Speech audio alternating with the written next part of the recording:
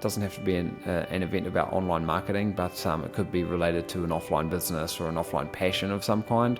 And I think when you attend a live event, all you need is one little nugget of wisdom, and that alone will typically pay for all the sacrifice and cost of actually getting to the event. You're listening to The Growth Booth, the show focused on achieving lifestyle freedom through online businesses. Whether you're looking for step-by-step strategies to start building an online business, simple game plans to grow your business, or proven lifestyle freedom frameworks, you are in the right place. Stay tuned and be sure to join the thousands of listeners already in growth mode.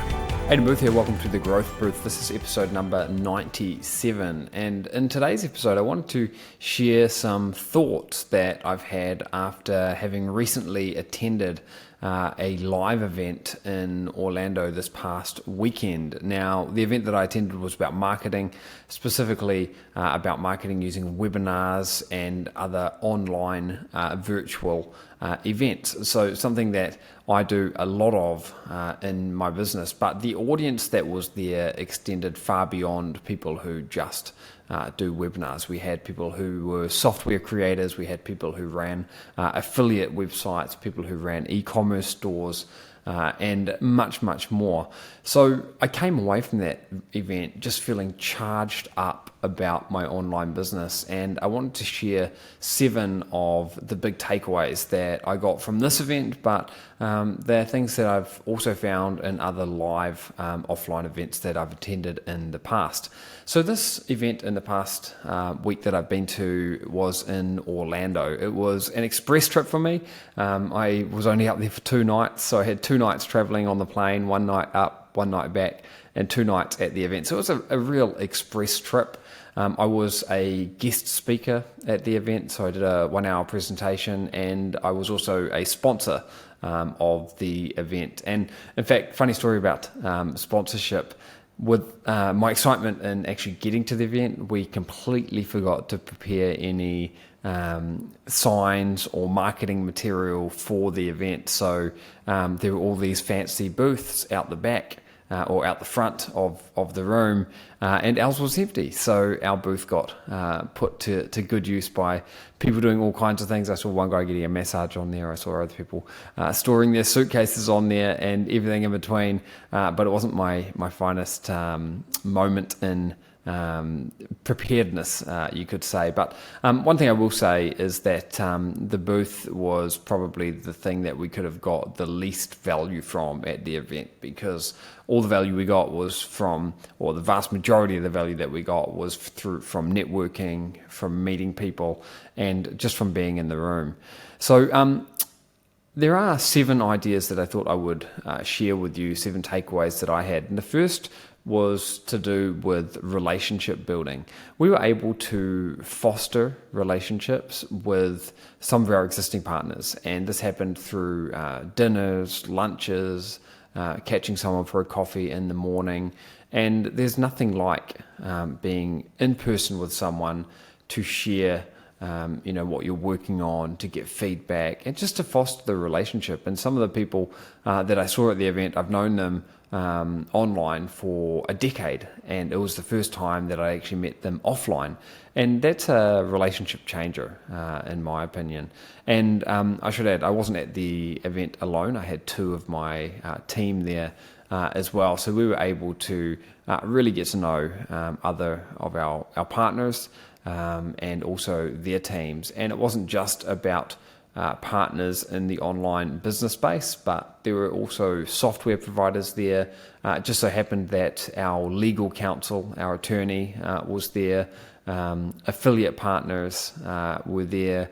We had people who operated in the same niche, different niches as us that were there, and we found that we were just randomly sitting down at the table with someone who, other people that were movers and shakers in different niches, completely unrelated to online business education, but other niches that we were in. So these are the kind of things that happen when you go to an event, and I think that relationship building element is huge. The second point I've got here is that you just don't know what you don't know. I think when you don't go to live events, it's easy to get into cruise control because you know the tools and tactics and strategies that you're using, and you don't really necessarily get exposed to new ones. But at this live event, I learnt about some amazing new software that I never would have known existed. One of them, for example, is a software that can be used to help streamline support solutions, whereby if you've got an online training program or any kind of online education, you can upload your videos or whatever that education is. If it's a book, you could do that. And then that can be plugged into your support system. So if someone says, hey, Aidan, someone sends in an email, hey, Aidan, where can I find that information about identifying a niche? The software has scanned or listened to the entire course, and it can automatically craft a reply saying, oh, you'll find that in video 3 at minute number 4. That kind of a thing. So that's a software which I think we'll probably end up plugging into our support to be able to provide even more comprehensive and rapid responses to questions that we get. And it's not to replace the humans, it's really just to be able to do a better job and provide a better level of support. So that software is something that I didn't know existed. I saw other ways to use AI solutions, other ways to leverage artificial intelligence in the online space that I couldn't have imagined, advertising tactics, and much, much more. So again, this point was just about you don't know what you don't know. You get in a comfort zone with what you do know, and when you're able to push yourself outside of your comfort zone, that's where you can learn new things. The third tip that I've got, or the third piece of feedback, I guess, that I've got that I picked up at this event was that there's just an abundance of experts out there. There's an abundance of expertise with other people that you can tap into. So I saw top grade copywriters, top grade webinar writers, top grade product creators, tech people, and much, much more. And I think when we are online in a virtual environment, it can seem daunting or sometimes seem hard to find these kind of people. But these people are out there. And when you get to an event, then you can find them much more easily. In fact, they'll probably come to find you if they want to sell the work that they're doing. So I saw a whole range of different expertise that was available to be hired, essentially, and made some great contacts that way as well. A quick message now from the sponsor of today's show, which is Float Hosting. If you want to save 50% on your annual hosting, then head over to Float Hosting using the special link, which is thegrowthbooth.com/float. And using that link, you're going to see how you can save 50%, over $100 on your annual subscription to the most popular plan at Float Hosting. And because I own Float Hosting, I will make sure that you get well looked after. Now, back to the show.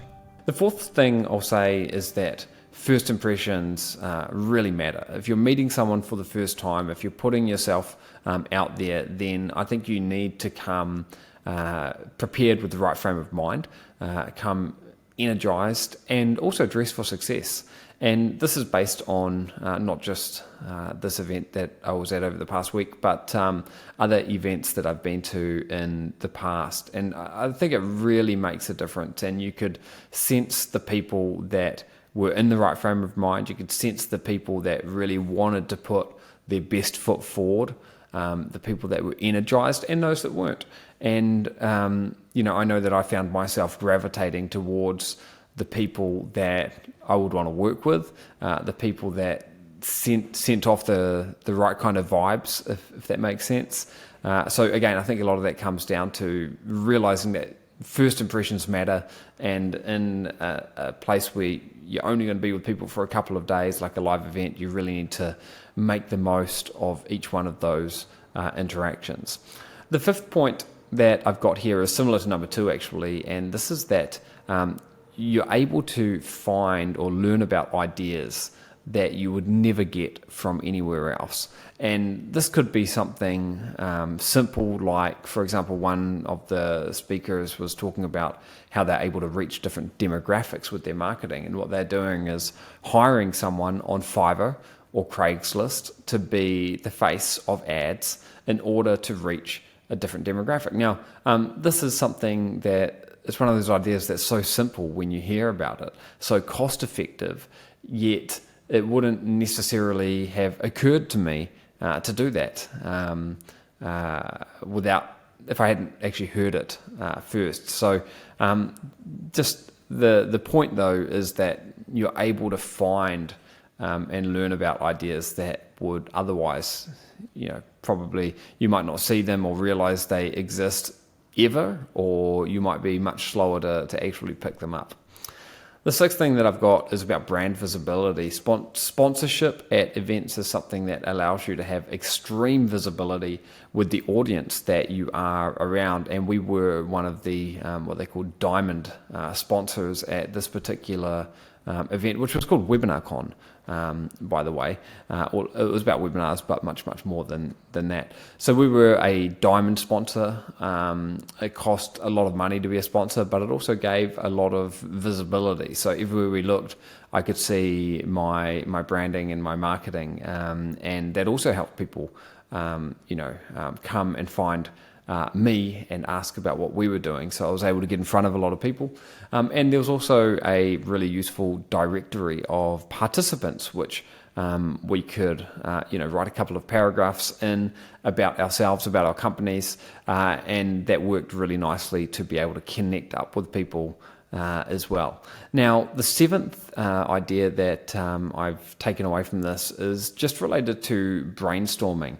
When you are surrounded by like-minded individuals, surrounded by experts, people who understand what you're talking about, it gives a unique opportunity to discuss different ideas and to get an immediate feedback on different ideas and to sort of sanity check different ideas, and also to polish the elevator pitch, which if you're selling anything is really, really important.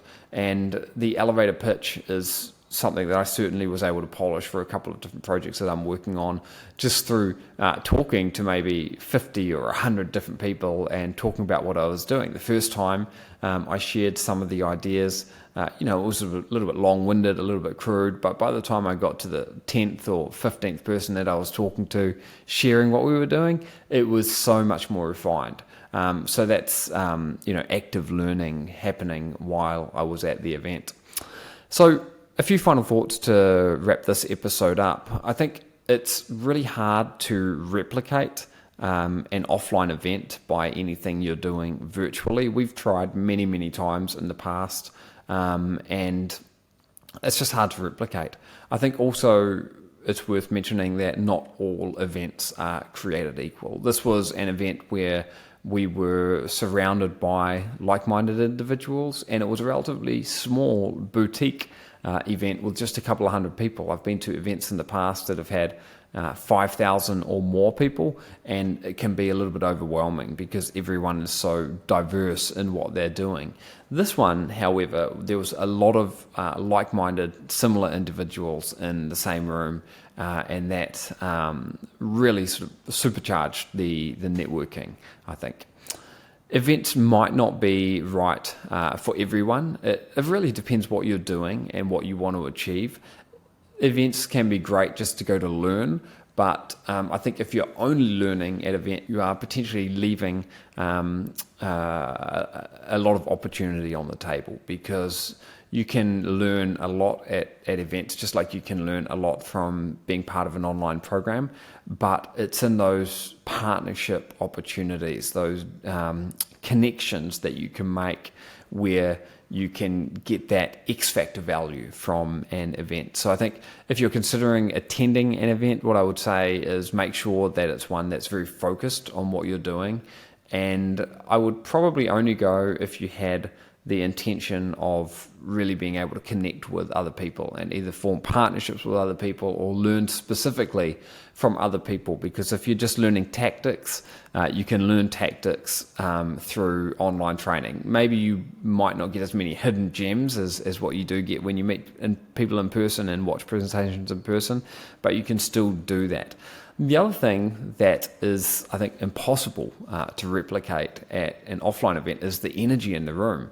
There's an energy in the room that is contagious, and I think it really makes you lift your game. And talking about lifting your game, I was able to see where other people were in their journeys and look at the energy that they were bringing. So I've been building an online business. I started building my online business in 2005.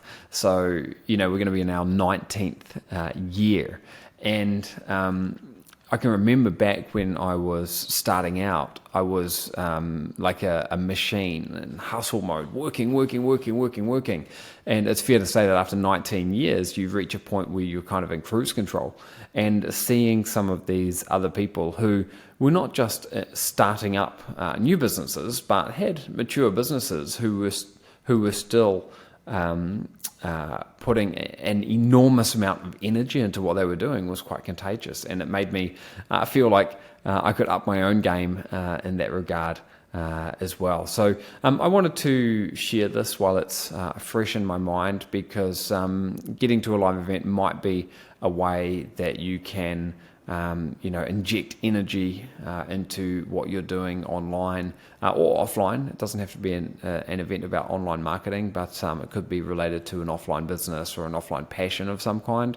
And I think when you attend a live event, all you need is one little nugget of wisdom, and that alone will typically pay for all the sacrifice and cost of actually getting to the event.